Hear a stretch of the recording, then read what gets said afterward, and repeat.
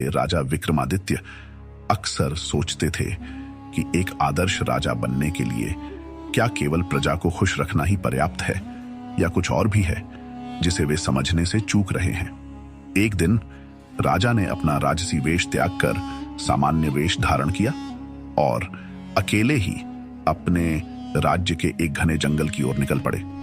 वहां उन्हें एक बूढ़े साधु मिले जो एक वृक्ष के नीचे तपस्या कर रहे थे। साधु की आंखों में दिव्यता और चेहरे पर गहरी शांति थी। राजा ने सोचा कि यह संत उनकी जिज्ञासाओं का उत्तर दे सकते हैं। राजा ने साधु के पास जाकर विनम्रता पूर्वक प्रणाम किया और कहा, हे गुरुदेव, मैं आपका शिष्य बनना चाहता हूं, कृपया मुझे ज्ञान दें। साधु ने अपनी आंखें खोली और मुस्कुराते हुए कहा, हे राजन, ज्ञान पाने के लिए पहले यह समझना जरूरी है कि आप किस चीज की तलाश कर रहे हैं। राजा ने उत्तर दिया, मैं यह जानना चाहता हूं कि एक राजा का सबसे बड़ा कर्तव्य क्या है। क्या मेरा धर्म केवल प्रजा का पालन पोषण करना है या कुछ और भी है जो मैं नहीं देख पा रहा हूं। साधु ने राजा को जंगल के बीच स्थित एक गुफा में जाने को कहा। उन्होंने कहा, उस गुफा में तुम्हें एक बहुमूल्य रत्न मिलेगा, लेकिन ध्यान रखना, वह रत्न केवल उसी को प्राप्त होगा जो अपने लोभ और अहंकार पर काबू पा सके।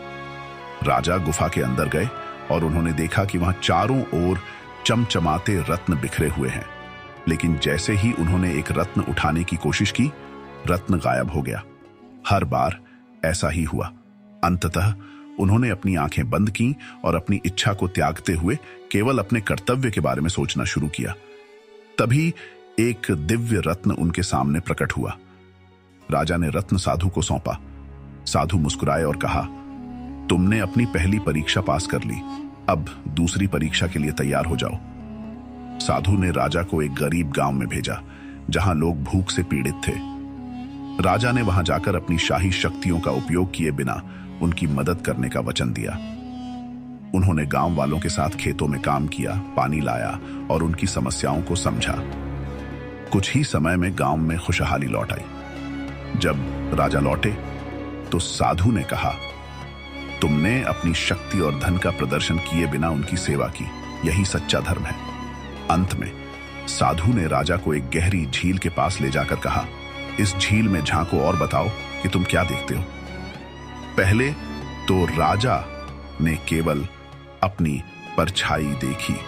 साधु ने कहा, अभी तुम केवल अपने बाहरी स्वरूप को देख रहे हो, ध्यान करो और अपनी आत्मा को पहचानो। राजा ने ध्यान लगाया और महसूस किया कि उनका सच्चा कर्तव्य अपनी आत्मा को शुद्ध रखना है, जो उनके हर निर्णय और कार्य को प्रभावित करता है। साधु ने राजा से कहा, राजन, एक राजा का सबसे बड़ा कर्तव्य केवल प्रजा का पालन पोषण करना नहीं, बल्कि सत्य, धर्म और आत्मा की शुद्धि के मार्ग पर चलना है।